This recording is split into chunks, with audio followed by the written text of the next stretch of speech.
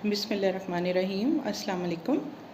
आज हम जिस टॉपिक पे बात करेंगे वो है डिप्रेशन को किस तरह से या ज़हनी दबाव को किस तरह से पहचाना जा सकता है कि किन लोगों में मौजूद है, या ख़ुद अगर आप महसूस ऐसा कर रहे हैं तो ऐसे कौन सी अलामात होंगी जिनसे आपको कंफर्म होगा, आपको पता चलेगा कि आप में ज़हनी दबाव या डिप्रेशन आ रहा है और आपको इसकी इलाज करवाने की ज़रूरत है अब, या फिर आप समझ लें कि डॉक्टर से आपको मदद इस वक्त लेनी चाहिए। तो सबसे पहले तो ये बात है कि ज़हनी दबाव या डिप्रेशन जो है वो दुनिया में 10% तक जो लोग हैं वो रिसर्च के मुताबिक ज़हनी दबाव का या डिप्रेशन का शिकार होते हैं।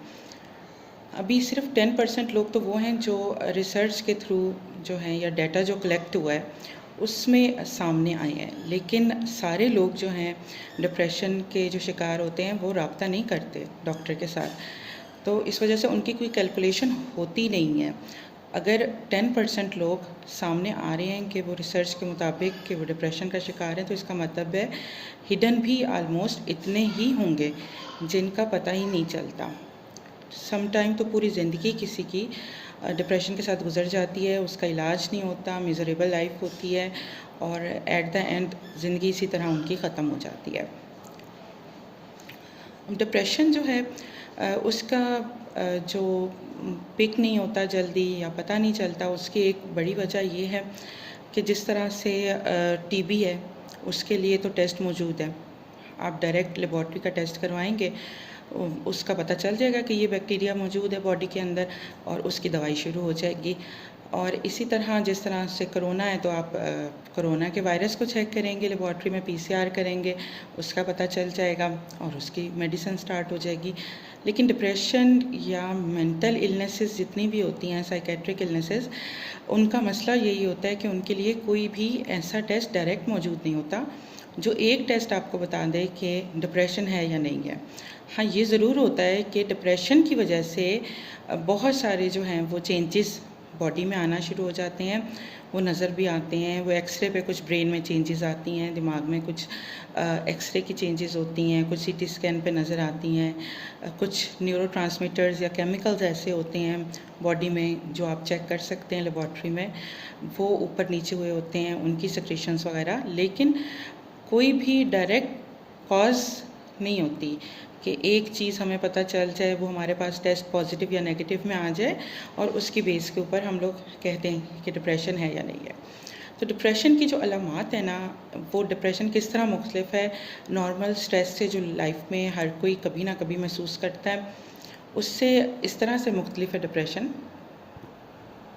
नॉर्मल लाइफ में जो स्ट्रेस होता है ना, वो किसी वजह से होता है, थोड़ी देर के लिए होता है। जैसे किसी से लड़ाई हुई, आपका मूड ऑफ हो गया, कभी कोई बिज़नेस में नुकसान हो गया तो उस वजह से थोड़ी देर के लिए आपका मूड ऑफ हो गया। लेकिन टेंशन भी रही, स्ट्रेस भी रहा, उसकी कोई वजह थी, फिर वो ठीक हो जाते हैं। एक दिन आपका मूड किसी चीज़ को नहीं चाह रहा, अगले दिन मूड ठीक हो जाता है। लेकिन इसमें डिप्रेशन में क्या होता है कि जो डिप्रेशन के सिम्टम्स होते हैं, जो मूड के सिम्टम्स डिप्रेशन में आते हैं, वो कम से कम 2 हफ्ते तक मुसलसल रहते हैं मरीज़ में। जो डिप्रेशन के शिकार अफराद होते हैं उनमें कम से कम 2 हफ्ते तक मुसलसल वो सिम्टम्स मौजूद होते हैं, जिससे पता चलता है कि ये डिप्रेशन के शिकार अफराद हैं। ये कोई नॉर्मल लाइफ का स्ट्रेस नहीं है जो आएगा और चला जाएगा बग़ैर इलाज के।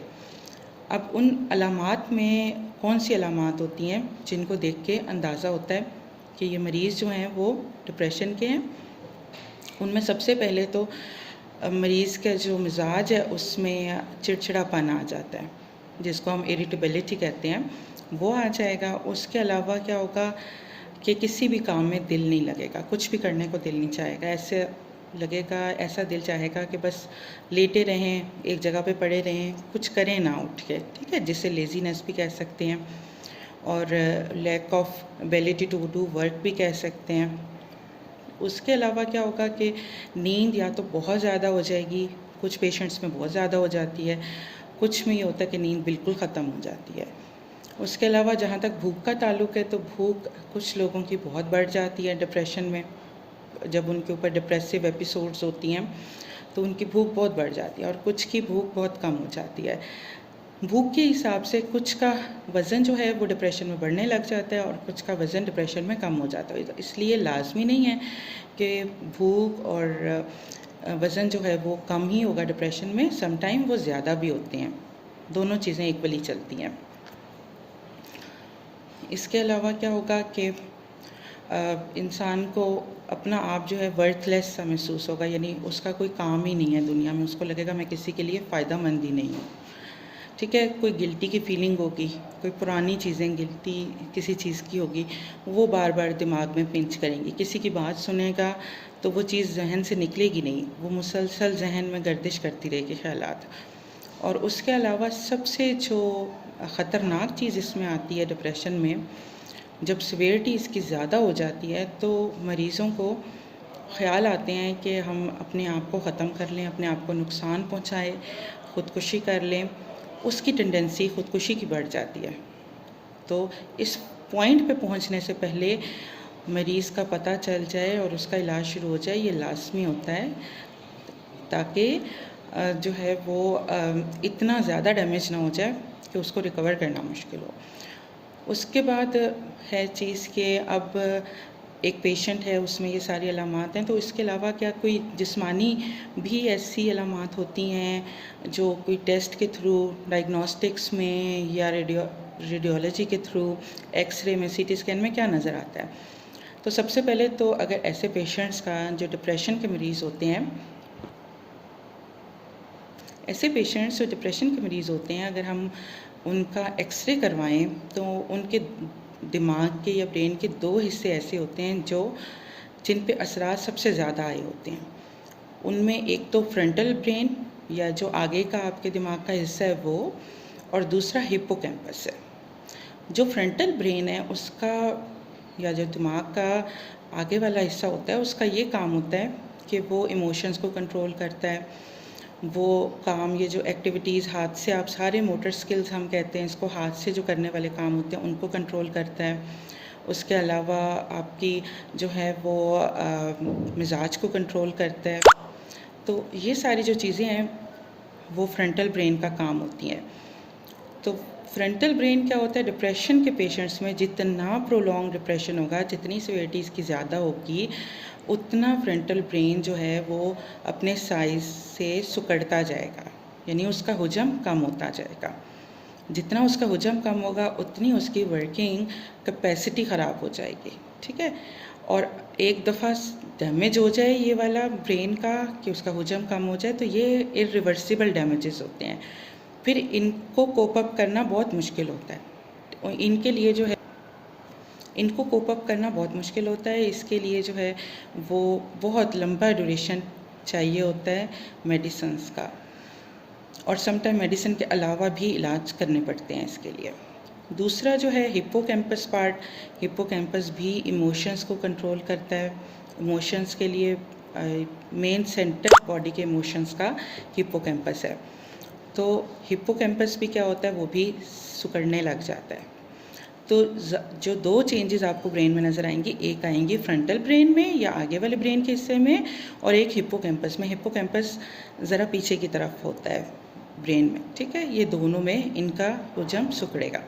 उसके अलावा जो चीज़ें होंगी वो क्या होंगी, न्यूरोट्रांसमीटर्स होते हैं। न्यूरोट्रांसमीटर क्या होते हैं, जो समझ लें एक जगह से ब्रेन में पैगाम को दूसरी जगह लेके जाते हैं। ठीक, उनमें क्या होता है कि उनमें कमी आने लग जाती है, या आप ये समझ लें कि उनकी प्रोडक्शन या उनकी पैदावार कम होने लग जाती है जिस्म में और ब्रेन में। जब उनमें कमी होगी या उनकी कंजप्शन बढ़ जाती है, जब उनमें कमी होगी तो उसकी वजह से उनका जो फंक्शन है वो प्रॉपरली वो नहीं कर सकेंगे। जो एक जगह से दूसरी जगह पैगाम ले जाना है, जिनका काम ब्रेन का पैगाम ले जाना है, दिमाग का पैगाम ले जाना है, वो सारा सिग्नल जो है वो डिस्टर्ब हो जाएगा। उनमें जो 3 न्यूरोट्रांसमीटर्स हैं या केमिकल्स हैं जो टॉप पर आते हैं, सबसे पहले सेरोटोनिन आता है। सेरोटोनिन वो है जिसके ऊपर तकरीबन 80 to 90% जो मेडिसिन्स डिप्रेशन के पेशेंट्स के लिए बनाई गई हैं, एंटी डिप्रेसेंट्स, वो सेरोटोनिन को ठीक करती हैं। दूसरे नंबर पे जो दूसरा आता है वो है डोपामीन, और तीसरे नंबर पे जो न्यूरोट्रांसमीटर आता है वो है नॉरएपिनेफ्रिन। तो मोस्टली जो मेडिसिन्स होती हैं वो सेरोटोनिन को ज़्यादा करती हैं, सेरोटोनिन की कंजप्शन को रोकती हैं, एंटी डिप्रेसेंट्स जितनी भी होती हैं। और उसके बाद जो है वो सेकंड नंबर पे जो मेडिसिन्स आती हैं वो डोपामीन और नॉरएपिनेफ्रिन को डील करती हैं। इसके बाद हम लोग अगला लेक्चर इंशाल्लाह, अभी काफ़ी लंबी वीडियो हो गई है तो नेक्स्ट इसी को कंटिन्यू करेंगे। हम लोग बताएंगे कि इसकी ट्रीटमेंट की क्या क्या ऑप्शंस हो सकती हैं और वो कितना लंबा चलता है, क्या वो सारी ज़िंदगी के लिए यूज़ होता है, करनी पड़ती हैं ये मेडिसिन्स या वो ठीक हो जाते हैं पेशेंट्स, और उनको इलाज के लिए जाना कहाँ चाहिए। तो इंशाल्लाह आप लोगों से फिर मुलाकात होगी। शुक्रिया।